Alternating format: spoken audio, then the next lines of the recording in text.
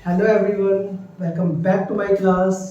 सो last class में हमने basic accounting term का पार्ट फर्स्ट किया था, जिसमें हमने कुछ टर्म समझे थे, जैसे capital, business transaction, accounts, drawing, assets, liabilities करे थे। आज की क्लास में हम जो रिमेनिंग टर्म्स बच गए हैं उनको करने वाले हैं। सो हम आगे बढ़े इससे पहले हम अपनी लास्ट क्लास के कुछ टर्म्स रिवाइज कर लेते हैं। सो जो हमारा लास्ट क्लास का सबसे पहला टर्म था वो था हमारा कैपिटल। यस, सो कैपिटल क्या होता है? हमने लास्ट क्लास में डिस्कस किया था कि ऑनर और बिजनेस दो अलग अलग एंटिटी होती है। मैंने आपको बताया था बिजनेस और ऑनर ये दो अलग अलग एंटिटी होती है। बिजनेस में ऑनर जो भी मनी लगाता है, जो भी मनी इंट्रोड्यूस करता है, जो भी असेट इंट्रोड्यूस करता है, असेट का एग्जांपल हो जाएगा अपन इसे फर्नीचर, या फिर कोई भी गुड्स इंट्रोड्यूस करता है तो वो कैपिटल कहलाती है। ऑनर द्वारा, ऑनर के थ्रू कुछ भी मनी के रूप में, गुड्स के रूप में या असेट के रूप में बिजनेस में जो भी अमाउंट लाया गया वो हमारा कैपिटल हो जाता है। ओके, नेक्स्ट पॉइंट हमने समझा था बिजनेस ट्रांजैक्शन।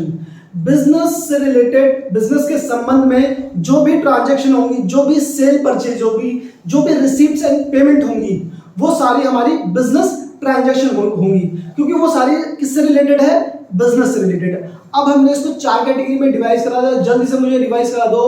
पहला था हमारा कैश ट्रांजैक्शन, जो भी हमने सेल परचेज करी है कैश में उसको हम कैश ट्रांजैक्शन बोलते हैं। जो भी हमने सेल परचेज करी है क्रेडिट में वो हमारी बन जाती है क्रेडिट ट्रांजैक्शन। देन थर्ड, जो भी हमने थर्ड पॉइंट था इंटरनल ट्रांजैक्शन।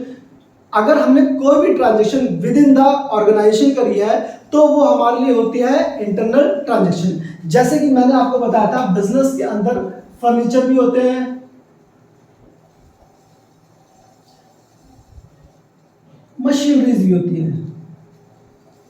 टाइम के साथ या यूजेस ऑफ दीज असेट्स, इनका यूज करने से या टाइम के साथ इनकी वैल्यू में क्या आती है? फॉल आता है, इनकी वैल्यू में कमी आती है। जो कमी आती है उसको हम कहते हैं हम fall in value of asset. Fall in value of asset. Asset की वैल्यू में कमी आना, या हम इसको बोल सकते हैं fall in value of fix asset. Asset की वैल्यू, फिक्स असेट की वैल्यू में कमी आना ये हमारे लिए डेप्रिसिएशन होता है। इससे किसी बाहर के ऑर्गेनाइजेशन पे, किसी बाहर के सेक्टर पे कोई फर्क नहीं पड़ता, इसलिए हमारा होता है इंटरनल ट्रांजैक्शन। देन हमारे पास आता था एक्सटर्नल ट्रांजैक्शन। जब हमने सेल परचेज करी है आउटसाइड द ऑर्गेनाइजेशन तो वो हमारे लिए क्या बन जाती थी? External transaction. ओके, देन हमारा नेक्स्ट पॉइंट था अकाउंट। फर्स्ट पॉइंट हमने देखा, फर्स्ट पॉइंट था हमारा कैपिटल, दूसरा पॉइंट हमारा हुआ बिजनेस ट्रांजैक्शन,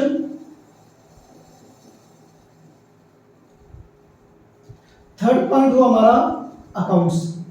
अकाउंट क्या था? अकाउंट एक ऐसी जगह होती है जहां हम अपने ट्रांजैक्शन को रिकॉर्ड करते हैं सिमिलर नेचर की, जो एक जैसी नेचर की ट्रांजैक्शन है उनको हम एक हेड में रिकॉर्ड करते हैं। मैंने इसका फॉर्मेट आपको बताया था, टी फॉर्म में इसका फॉर्मेट होता है। जैसे समझाने के लिए मैं आपको बता देता हूं, जैसे ये परचेज अकाउंट है, जैसे ये परचेज अकाउंट है तो सारी परचेजेस को हम कहाँ रिकॉर्ड करेंगे? परचेज अकाउंट में। ये इसका फॉर्मेट होता है। इसके आगे आप डेट भी लगा लो, डेट पर्टिकुलर अमाउंट, सेम ऐसे ही डेट पर्टिकुलर अमाउंट। ओके, सो आपको अकाउंट भी आ गया। देन हमारे पास जो फोर्थ पॉइंट हमने करा था, हमारे पास फोर्थ पॉइंट था ड्राइंग। ड्राइंग क्या होता था? जैसे कैपिटल क्या था? कुछ भी, कोई भी मनी, एसेट या गुड की वैल्यू अगर आपने बिजनेस में इन्वेस्ट करा है, बिजनेस में लगाया है तो वो आपके लिए कैपिटल था। सेम ऐसे ही अगर ऑनर ने कुछ भी पर्सनल पर्पस के लिए बिजनेस से ड्रॉ करा है, बिजनेस से विड्रॉ करा है, चाहे वो मनी हो, चाहे वो असेट हो, चाहे वो गुड हो, अगर उसने पर्सनल पर्पस के लिए विड्रॉ करा है तो वो हमारा होता है ड्राइंग, वो हमारे लिए होती है ड्राइंग। ठीक है, ओके। देन उसके बाद हमने दो बहुत इंपॉर्टेंट टर्म समझे थे, एक तो था हमारा लायबिलिटीज और एक थी हमारे असेट्स। असेट्स हमने देखा था लायबिलिटीज हमारी पहले दो टाइप की लायबिलिटीज होती है। सबसे पहले हमने लायबिलिटीज के बारे में पढ़ा था। लायबिलिटीज क्या होती है? देनदारी। और असेट्स क्या होते हैं? बेनिफिट होते हैं, benefit of business, future benefit of business. Liabilities में हमने देखा था हमारे पास दो तरीके से लायबिलिटी होती है, एक्सटर्नल लायबिलिटी और इंटरनल लायबिलिटी। मैंने आपको स्टार्टिंग में ही बताया कि ऑनर और बिजनेस दो अलग अलग पहचान है। अगर मालिक ने बिजनेस को पैसा दिया तो ये बिजनेस के लिए क्या एक तरीके से उधारी है, बिजनेस को एक टाइम के बाद ऑनर को वो उधारी चुकानी पड़ेगी, क्योंकि ये भी एक तरीके से बिजनेस का पार्ट है। तो इसको हम कहते हैं owner is a internal liability. अगर अब इसके अलावा हम किसी बाहर के पर्सन से बिजनेस को चलाने के लिए कोई भी पैसा लेते हैं as a loan, as a borrowing, तो वो हमारे लिए होती है क्या? External liability. वो होती है हमारी एक्सटर्नल लायबिलिटी। अब एक्सटर्नल लायबिलिटी हमारी दो तरीके से हो सकती है, वो हो सकती है हमारी करंट लायबिलिटी और non current liability. Current liability और नॉन करंट लायबिलिटी। हमने देखा था करंट लायबिलिटी ऐसी लायबिलिटी थी जिसको हमें विद इन 12 मंथ के अंदर पे करना होता है, और नॉन करंट लायबिलिटी थी जो हमें पे करना होता है 12 मंथ्स के बाद। ओके, देन हम अपने नेक्स्ट पॉइंट की तरफ चलते हैं। असेट्स क्या आते हैं हमारे पास? Future benefit of business. इसके अंदर हमने 3 पार्ट में करा था, current asset, non current asset and then हमारे पास था fictitious asset. Fictitious asset. Current asset वो असेट होते हैं जो बिजनेस को बेनिफिट देते हैं विद इन 12 मंथ, या जो आप सेल से अर्निंग करते हो, ये सेल पार्ट मत भी इंक्लूड करो, जो बिजनेस को बेनिफिट देते हैं विद इन 12 मंथ तक। ये हम अज्यूम करते हैं कि इनका बेनिफिट हमें 12 मंथ तक मिल जाता है। नॉन करंट एसेट होता है जिनका बेनिफिट हमें लॉन्ग टाइम तक मिलता है। मैं आपको एग्जांपल से समझाता हूं। जैसे बताओ, फर्नीचर आपका नॉन करंट एसेट होगा या नहीं होगा? क्या बिजनेस आपको 1 साल तक बेनिफिट देगा वो, या फिर वो आपको 1 2 3 4 5 6 बिजनेस आपको लंबे टाइम तक बेनिफिट देगा? तो फर्नीचर आपको लंबे टाइम तक बेनिफिट देगा। तो फर्नीचर आपका क्या बन गया? फर्नीचर आपका बन गया नॉन करंट एसेट, या इसका एक और नाम है fixed asset. Fixed asset. Current asset क्या होता है? जैसे करंट स्टॉक, जैसे आपके पास किसी भी चीज का स्टॉक है, जिस चीज का आप बिजनेस करते हो। जैसे हमने जो बिजनेस चालू किया था वो करा था हमने जींस का। जींस को सेल करके, जींस हमारे लिए क्या है? करंट एसेट है, क्योंकि जींस हमारी, हम ये अज्यूम करते हैं, हम ये मानते हैं कि 12 मंथ के अंदर वो सेल रहेगी और उसका पेमेंट हमें विद इन 12 मंथ मिल जाएगा। तो करंट एसेट के अंदर क्या हम रिकॉर्ड करते हैं? स्टॉक हमारा करंट एसेट है। फिक्टिशियस एसेट हमने देखा था, ये हमारा काल्पनिक एसेट होता है। मैंने आपको एग्जांपल से बताया था एडवर्टाइजमेंट एक्सपेंस के। आप जब भी एडवर्टाइजमेंट एक्सपेंस करते हो, आपने फॉर एग्जांपल एडवर्टाइजमेंट एक्सपेंस करा यहां पर 1/4/2023 को, ये 1 ईयर, ये second year, third year, fourth year, 5th year. आप मुझे बताओ, इस एक्सपेंस को जो आज हमने करा एडवर्टाइजमेंट पे, क्या इसका बेनिफिट हमें सिर्फ 1 ईयर तक मिलेगा? नहीं, इसका बेनिफिट हमें आने वाले कई ईयर्स तक मिलने वाला है। बट ये हम अज्यूम कर लेते हैं कि इसका बेनिफिट हमें मिलने वाला है 5 ईयर्स तक, और हमने एडवर्टाइजमेंट के लिए खर्च करना है 50 लाख रुपीस। अब ये 50 लाख रुपीस हम ये अज्यूम कर लेते हैं कि इसका बेनिफिट हमें मिलने वाला है 5 सालों तक, और हर साल इसका बेनिफिट मिलेगा 10 लाख, 10 लाख, 10 लाख, 10 लाख एंड 10 लाख। तो अगर हमें 5 साल तक इसका बेनिफिट मिलेगा, तो जब फर्स्ट साल खत्म होगा और हम इसका बेनिफिट ले चुके होंगे, तो हम अपने आप को ये बोलेंगे अभी मेरे पास 4 साल के बेनिफिट और है, अभी मुझे 4 सालों तक बेनिफिट और मिलेंगे। इट मीन्स ये क्या है, हमारे पास है कुछ नहीं, बट हमने इसको मान लिया कि हमें बेनिफिट मिलेंगे, हमारे पास कोई फिजिकल एसेट नहीं है, कोई कुछ नहीं है। तो आप समझ गए होंगे फिक्टिशियस एसेट क्या होते हैं। ओके, अच्छा, सो फिक्स एसेट को थोड़ा सा और समझ लेते हैं। फिक्स एसेट को 2 पार्ट में डिवाइड किया जाता है, एक होता है टेंजिबल एसेट, एक होता है इनटेंजिबल एसेट। टेंजिबल एसेट वो एसेट होते हैं जिसको हम छू सकते हैं, जिसको देख सकते हैं। इनटेंजिबल एसेट वो एसेट होते हैं ना तो जिसको छुआ जा सकता है ना जिसको देखा जा सकता है। जैसे आप मुझे बताओ, किसी कंपनी की गुडविल है, क्या आप उसको देख सकते हो, क्या उसको छू सकते हो? नहीं। कोई सॉफ्टवेयर है, सॉफ्टवेयर तो सॉफ्टवेयर होता है, कंप्यूटर में होता है, आप उसको उसकी कोई फिजिकल एग्जिस्टेंस नहीं होती है। जैसे मैं कहूँ कि मेरे पास फेसबुक ऐप है, इंस्टाग्राम ऐप है, क्या हम उसको छू सकते हैं? नहीं, हम उसको नहीं छू सकते हैं, हम उसको सिर्फ यूज कर सकते हैं, वो सॉफ्टवेयर है। तो जो सॉफ्टवेयर, कंप्यूटर सॉफ्टवेयर होते हैं, वो हमारे लिए इंटेंजिबल एसेट होते हैं। आई होप ये रिवीजन आपको अच्छे तरीके से हो गया होगा। अब हम अपने नेक्स्ट पॉइंट की तरफ बढ़ते हैं, जो आज हम पढ़ने वाले हैं। ठीक है, ओके। आज जो हम पढ़ने वाले हैं, आज की क्लास में हम करेंगे अपने पास सबसे पहला जो टॉपिक हमारे पास आने वाला है वो होगा हमारा 7 पॉइंट रिसीप्ट। रिसीप्ट, देखो रिसीप्ट क्या होता है? रिसीव होना, रिसीव होना, रिसीव होना। क्या रिसीव होने की बात कर रहा है यहाँ पर? मनी, मनी रिसीव होने की बात कर रहा है। अब हम इसको 2 पार्ट में डिवाइड करते हैं। जो हमारे को मनी रिसीव होता है वो हमें 2 फॉर्म में रिसीव होता है। एक तो रिवेन्यू रिसीप्ट, रिवेन्यू रिसीप्ट, एक होता है कैपिटल रिसीप्ट। देखो रिवेन्यू रिसीप्ट वो रिसीप्ट होता है जो रेगुलर रिसीव हो, जो रेगुलर नेचर का हो, रेगुलर रिसीव हो। ऐसे रिसिप्ट्स, ऐसे रिसिप्ट्स, ऐसे रिसिप्ट्स जो रेगुलर बेसिस पर रिसीव हो, रेगुलर बेसिस पर रिसीव हो। कैपिटल रिसिप्ट, ऐसे रिसिप्ट्स जो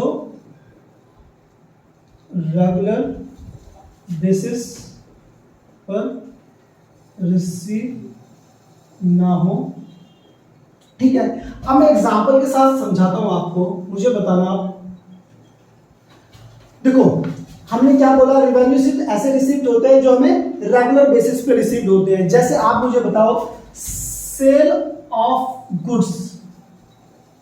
सेल ऑफ गुड्स क्या है? जो जिस चीज का हमारा मेन बिजनेस है। जैसे हमने अपने बिजनेस में देखा था, हमारा बिजनेस था जींस को सेल करने का।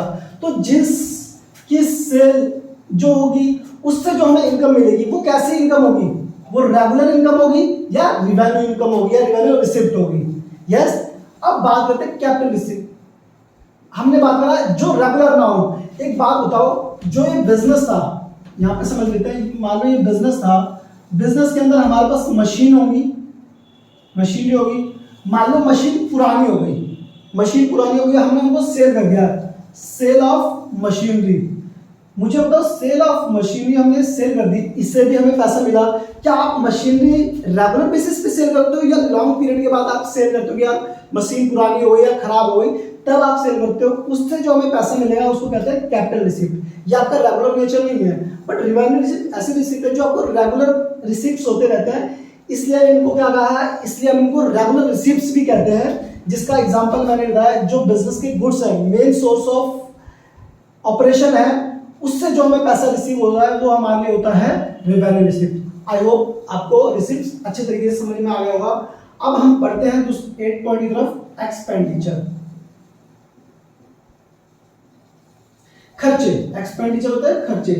जैसे हमने रेवेन्यू रिसिप्ट्स और कैपिटल रिसिप्ट समझा, ऐसे हमारे पास होंगे रेवेन्यू एक्सपेंडिचर,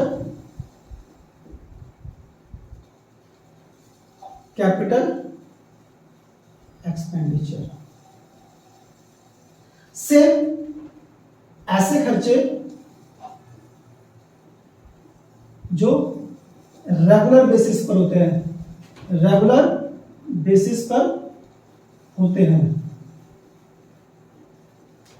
और ये ऐसे खर्चे होते हैं, ऐसे खर्चे होते हैं जो रेगुलर बेसिस पर नहीं होते हैं, नहीं। अब जैसे मैं एग्जांपल दूं, मुझे बताना, आप बिजनेस के लिए, अगर हमने बिजनेस के लिए कोई बिल्डिंग रेंट पर लिया है, तो उसका रेंट जो हमारे लिए खर्चा है, क्या वो रेगुलर बेसिस होगा? यस। हमने एम्प्लॉय रखे हैं तो उनको हमने सैलरी दी होगी, वो भी हमारा खर्चा कैसा है? रेगुलर बेसिस पे। हम जो गुड्स बनाते हैं उसके लिए रॉ मटेरियल यूज होता है, वो भी हमारा खर्चा कैसा है? रॉ मटेरियल का खर्चा रेगुलर बेसिस।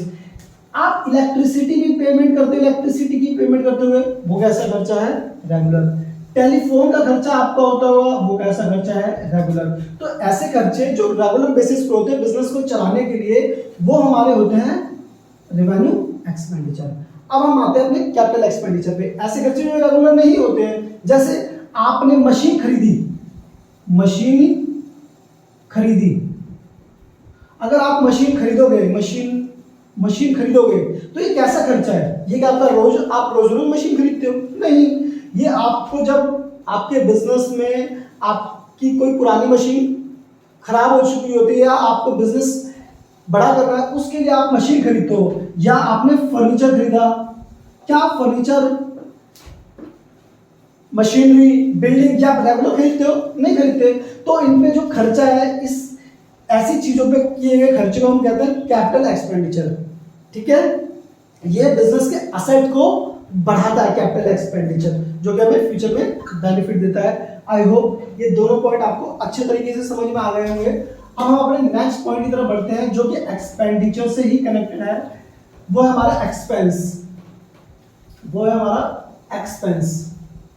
वैसे एक्सपेंस तो आपने पढ़ ही लिया है, ये एक्सपेंस, एक्सपेंडिचर ही एक्सपेंस है, बट इस एक्सपेंस में हमने दो कैटेगरी के एक्सपेंसेस को लिया है।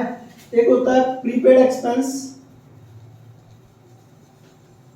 प्रीपेड एक्सपेंस, एक होता है हमारे पास outstanding expense, outstanding expense. Prepaid expense वो खर्चे होते हैं जिनका वो खर्चे जो हमने कर दिए, मगर बेनिफिट आगे मिलेगा, बेनिफिट आगे मिलेगा। जैसे आपने कभी ना कभी प्रीपेड रिचार्ज कराया है। प्रीपेड रिचार्ज में हम क्या करते हैं? प्रीपेड रिचार्ज में हम पहले रिचार्ज करा लेते हैं अपना, देन उसका बेनिफिट आने वाले 1 मंथ या 1 ईयर जैसे कि आपने रिचार्ज कराया आपको मिलता है। तो ये वो खर्चे तो जो आप पहले कर देते हो, बट उसका बेनिफिट आपको फ्यूचर में मिलता है, आगे मींस फ्यूचर में मिलता है, बेनिफिट फ्यूचर में मिलेगा। आउटस्टैंडिंग खर्चे वो खर्चे होते हैं जिनका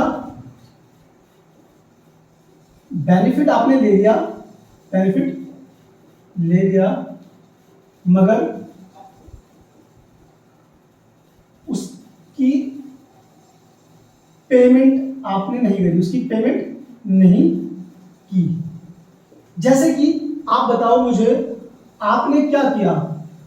आपने एक एम्प्लॉय रखा, उससे पूरे महीने काम कराया, जब उसका मंथ कंप्लीट हो गया, फॉर एग्जांपल वो मार्च के मंथ में आया था, उसका मार्च का मंथ कंप्लीट हो गया, अब अप्रैल स्टार्ट हो गया, तो मार्च के मंथ के लिए उसकी सैलरी आपके लिए क्या हुई? आउटस्टैंडिंग।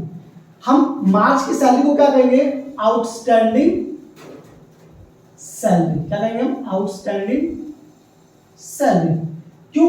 हमने बेनिफिट ले लिया बट उसकी पेमेंट नहीं करी। जब हम उसकी पेमेंट कर देंगे तो वो हमारे आउटस्टैंडिंग एक्सपेंस नहीं रहेगा।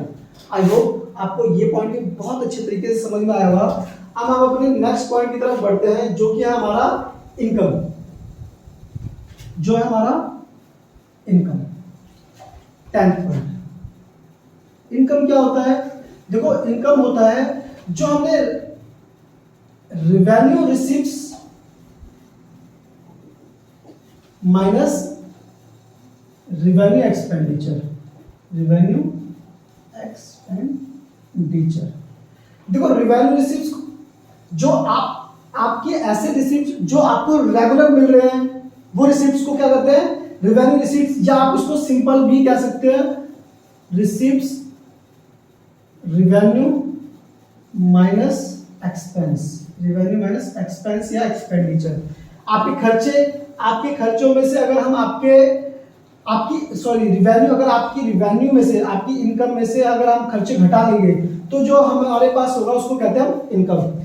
मैंने इसलिए इसको रिवेन्यू रिसीप्ट और रिवेन्यू एक्सपेंडिचर करा क्योंकि जो रिवेन्यू की बात हो रही है ये ऐसी इनकम है जो आपको रेगुलर बेसिस पर होते हैं, और हमने देखा था रेगुलर इनकम, रिवेन्यू इनकम कौन सी होती है? जो बार बार, जो हमें गुड्स को सेल करके मिलती है। और एक्सपेंस, किस एक्सपेंस की बात कर रहे हैं हम? जो रेगुलर नेचर की, जो बार बार खर्चे, जैसे सैलरी, इलेक्ट्रिसिटी बिल, रेंट और टेलीफोन बिल, ये ऐसे खर्चे हैं। इनसे फॉर एग्जांपल आपका इनकम हुई 100 रुपए की और 80 रुपए का खर्च हुआ तो आपका 20 रुपीज का क्या हो गया? इनकम हो गया। ठीक है, ये आपको छोटा सा पॉइंट है, समझ में आ गया होगा। अब अपने नेक्स्ट पॉइंट की तरफ बढ़ते हैं। हमारा नेक्स्ट पॉइंट है 11,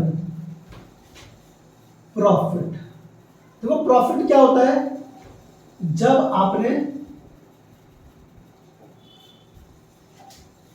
रेगुलर इनकम से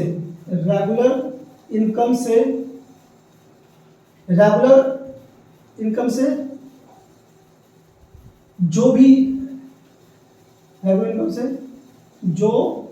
भी पैसा कमाया है वो था आपका प्रॉफिट।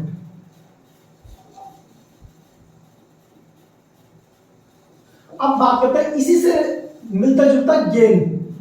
अब आपको कंफ्यूजन होगी कि भाई प्रॉफिट तो चलो ठीक है, आपने जो रेगुलर इनकम से कमाया, गेन क्या होता है? इसी के कंपैरिजन में होता है जो आपने इररेगुलर, जो आपकी इररेगुलर इनकम होती है, इररेगुलर इनकम होती है। जैसे कि मुझे बताओ हमारे बिजनेस में मशीन थी या फर्नीचर था, उस मशीन या फर्नीचर को बेचकर जो हमने पैसा अर्न करा, जैसे हमारे पास मशीन की वैल्यू थी 3 लाख और इसको हमने सेल कर दिया है 3,10,000 में, तो जो हमें 10,000 है उसको हम कहेंगे गेन। किसी भी इररेगुलर ट्रांजैक्शन से जो आपको इनकम हुई है उसको आप कहते हो गेन। आई होप आपको प्रॉफिट और गेन में डिफरेंस समझ में आ गया होगा। जो रेगुलर आप काम कर रहे हो उससे अगर आपको जो भी बेनिफिट हो रहा है, जो भी इनकम हो रही है, उसको आप कहते हो गेन, उसको कहते हैं प्रॉफिट। और जो भी आपको इररेगुलर ट्रांजैक्शन करके कुछ भी पैसा मिला है सेल करके, वो आपका होता है गेन। ओके, सो हम अपने नेक्स्ट पॉइंट की तरफ बढ़ते हैं। नेक्स्ट पॉइंट हमारा होने वाला है लॉस। लॉस क्या होता है? सिंपल, जब आपके खर्चे ज्यादा हो जाते हैं, किससे? आपके इनकम से। आपके इनकम से आपका खर्चा हो गया 200 का, आपकी इनकम है 180 की, तो 20 रुपए का आपको क्या हो गया? लॉस हो गया। बहुत इजी था। नेक्स्ट पॉइंट पे बढ़ते हैं। अब अच्छा है, अब हम समझते हैं, हमारे पास धीरे धीरे कुछ पॉइंट्स आने वाले हैं। जैसे कि मुझे बताओ आप, अब हमारा जो नेक्स्ट पॉइंट है, हमारा कौन सा नेक्स्ट पॉइंट है? आई थिंक 13 पॉइंट तो होगा। जैसे आप बताओ मुझे परचेज क्या होता है? ये इजी टर्म है, समझेंगे। एक बिजनेस है, ये बिजनेस हमने जो बात करी थी, जो हमारा बिजनेस था उसका काम था जींस मैन्युफैक्चरिंग का, ठीक है। अब जींस मैन्युफैक्चरिंग करने के लिए मुझे जींस का कपड़ा खरीदना पड़ता है। फॉर एग्जांपल, जो मैं जींस का कपड़ा खरीदता हूं वो खरीदता हूं मैं किससे? अपने विराट भाई से, विराट कोहली भाई से, कोहली भाई से मैं अपना रॉ मटेरियल खरीदता हूं। तो जो मैं सामान इससे खरीदता हूं अपनी जींस को बनाने के लिए, वो जो स्टॉक सिर्फ स्टॉक के लिए परचेज वर्ड यूज करेगा। जो स्टॉक जींस को बनाने के लिए, वही जो कपड़ा होता है जींस का, मैं विराट भाई से खरीदूंगा, वो मेरे लिए क्या होगा? परचेज। ओके, सो अब हमने परचेज समझ लिया। परचेज होता है कि भाई किसी बाहर के पर्सन से जो भी हम अपने मेन प्रोडक्ट को बनाने के लिए रॉ मटेरियल खरीदते हैं, वो हमारे लिए होता है परचेज, जो भी स्टॉक हम आउटसाइड से खरीदते हैं। अब काफी बार ऐसा होता है कि उस स्टॉक में से कुछ चीजें खराब निकल जाती हैं। फॉर एग्जांपल, हमने इससे स्टॉक लिया था 1 लाख रुपीस का। अब क्या हुआ, इसमें से 10,000 के जो स्टॉक थे वो क्या हो गए? खराब हो गए। तो हमने उसको क्या कर दिया? रिटर्न कर दिया हमने। 10,000 का स्टॉक हमने रिटर्न कर दिया, तो उसको कहते हैं परचेज रिटर्न। तो हमारा नेक्स्ट पॉइंट क्या बन गया? Purchase return. जो गुड्स खराब थे वो हमने विराट भाई को वापस कर दिए। उन वापस किए गुड्स को हम कहते हैं परचेज रिटर्न। अब इसके अंदर ही, अब मान लो अभी तक जो हमने 1 लाख का जो स्टॉक खरीदा था विराट कोहली से, वो हमने कैश में खरीदा था। फॉर एग्जांपल, अब हम विराट से जो गुड्स खरीद रहे हैं, ये गुड्स खरीद रहे हैं हम क्रेडिट पर। क्या खरीद रहे हैं? उधार पर। ये जो हमने गुड्स खरीदे, ये हमने खरीदे हैं उधार। अब जब भी हमका मतलब मैं बात कर रहा हूं, हम बिजनेस है, हमने बिजनेस उधार खरीदा है, तो जिससे हम उधार खरीदते हैं वो हमारे लिए बन जाता है क्रेडिटर। तो अब विराट कोहली हमारे लिए क्या होगा? विराट कोहली अब हमारे लिए विराट कोहली नहीं रह जाएगा, अब वो हमारे लिए क्या बन जाएगा? क्रेडिटर। क्योंकि क्रेडिटर वो इंसान होता है जिससे हमने उधार गुड्स खरीदे होते हैं और उसकी पेमेंट हमें अभी उसको करनी है। आई होप आपको बहुत अच्छे तरीके से समझ में आ रहा होगा। अब हम अपने लास्ट पॉइंट की तरफ बढ़ते हैं, इसी से रिलेटेड है, जो कि है हमारा 16 पॉइंट, बिल्स पेबल।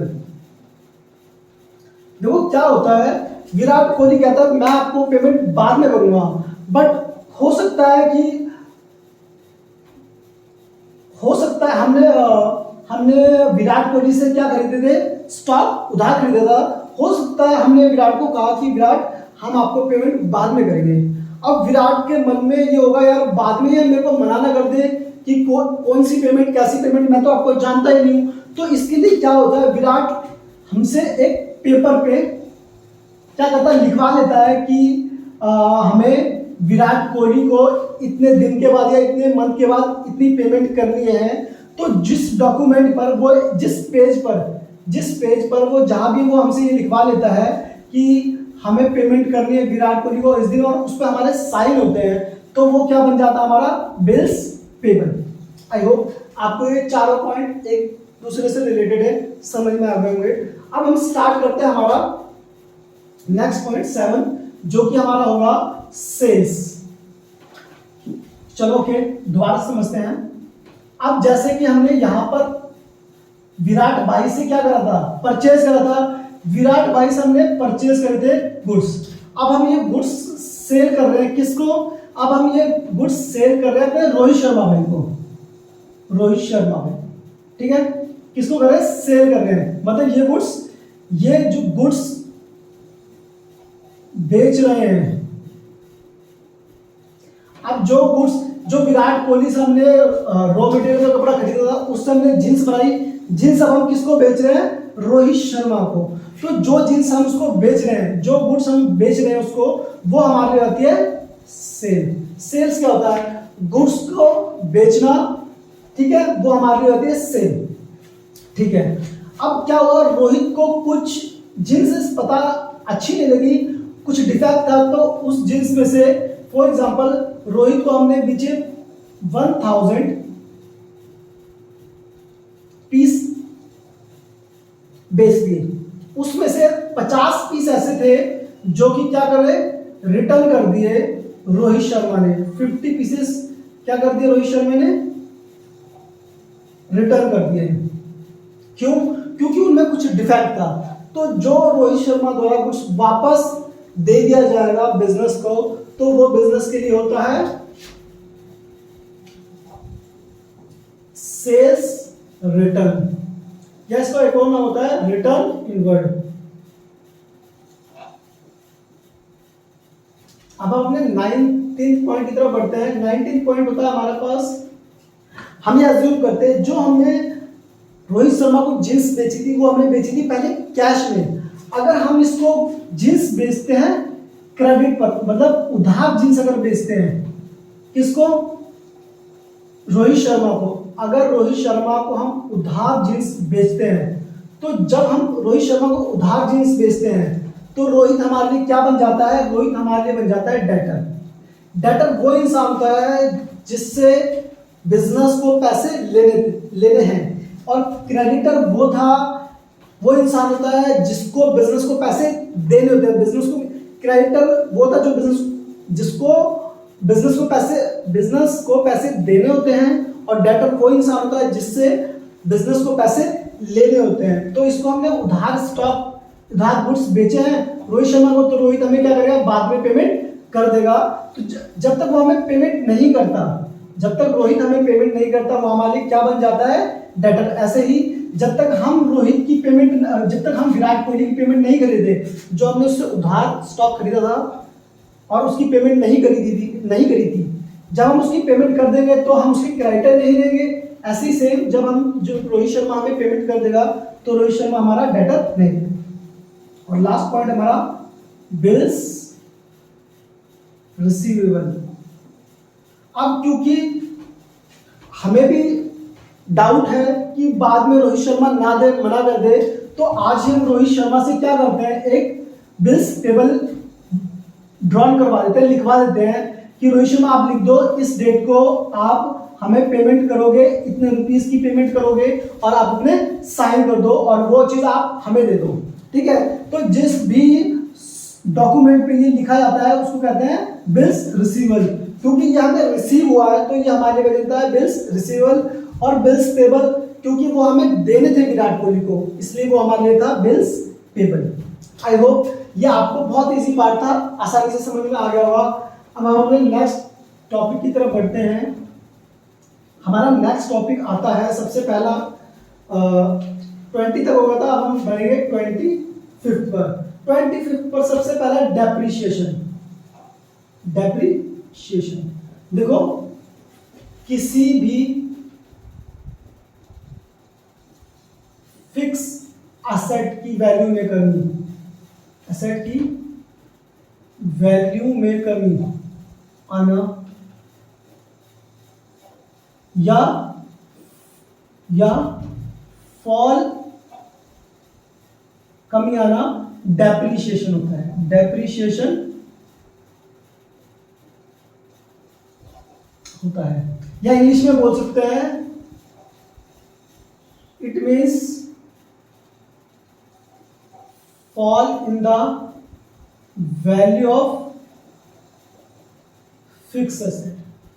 हमने देखा है हमारे बिजनेस में मशीन होती है, फर्नीचर होते हैं जिनसे हम अपने बिजनेस को स्मूथली चला रहे होते हैं। तो क्या इन मशीन की वैल्यू में, इन फर्नीचर की वैल्यू में टाइम टू टाइम कमी आएगी, इनकी वैल्यू फॉल होगी या नहीं होगी? यस होगी। तो जो इनकी वैल्यू कम होगी उसी को कहते हैं हम डेप्रिसिएशन। अब हमारे पास 22 पॉइंट आता है हमारे पास डिस्काउंट। डिस्काउंट का मतलब आप समझते हो छूट। देखो, छूट हमें दो तरीके पे मिलती है। एक तो होता है हमारे पास ट्रेड डिस्काउंट, एक होता है हमारे पास कैश डिस्काउंट। देखो, ट्रेड डिस्काउंट तब दिया जाता है जब कोई या तो बहुत ज्यादा क्वांटिटी में, लार्ज क्वांटिटी में या बल्क क्वांटिटी में आपसे गुड्स परचेज करे, तो आप क्या करते हो? आप उसको कुछ ट्रेड डिस्काउंट दे देते हो। क्योंकि अगर आपसे एक यूनिट अगर वो 100 रुपीज में परचेज कर रहा है, 2 यूनिट आपको 200 में दोगे, मगर आपको वो कहता है कि हम आपसे 1000 पीस खरीदेंगे, तो आप क्या उसको डिस्काउंट दोगे नहीं दोगे? यस, ऑब्वियस, आप उसको दोगे ही दोगे। तो जब हमें बल्क क्वांटिटी में गुड्स सेल या परचेज करते हैं तो हमें क्या मिलता है, ट्रेड डिस्काउंट मिलता है। फॉर एग्जाम्पल आपने 1000 पीसेस खरीदे तो आपको 5% ट्रेड डिस्काउंट मिल जाएगा, टीडी ट्रेड डिस्काउंट मिल जाएगा। कैश डिस्काउंट क्या होता है, कैश डिस्काउंट होता है आपको पेमेंट जल्दी निकलवाने के लिए, पेमेंट जल्दी निकलवाने के लिए, जल्दी लेने के लिए, पेमेंट जल्दी लेने या देने के लिए, पेमेंट जल्दी करने के लिए, पेमेंट जल्दी करने के लिए। आप मुझे बताओ, आपने किसी को 1,00,000 रुपए का माल बेचा, आपको क्या नींद आई है तो वो आपको 1,00,000 रुपए नहीं मिल जाते, और जितने जल्दी से जल्दी मिल जाएगा तो आपके लिए बेनिफिट है। तो इसके लिए आप क्या करते हो, सामने वाले पर्सन को थोड़ा लालच देते हो कि यार देखो आपको मुझे 1,00,000 रुपए देने हैं, बट अगर आप आज मेरे को पेमेंट कर देते हो तो मैं आपको 1,00,000 पर 5% डिस्काउंट दूंगा। इट मीन्स आपको सिर्फ 1,00,000 पर अगर 5% डिस्काउंट हो जाता है तो 5,000 का आपको फायदा होगा और आपको 95,000 पेमेंट करनी पड़ेगी। इससे क्या होता है, जो पेमेंट करने वाला पर्सन होता है लालच में आ रहा है कि मुझे कुछ कम पेमेंट करनी पड़ेगी, वो तुरंत पेमेंट कर देता है। ओके, सो अब हमारे पास आता है 23rd पॉइंट, रिबेट। तो रिबेट भी क्या होता है, हमारे छूट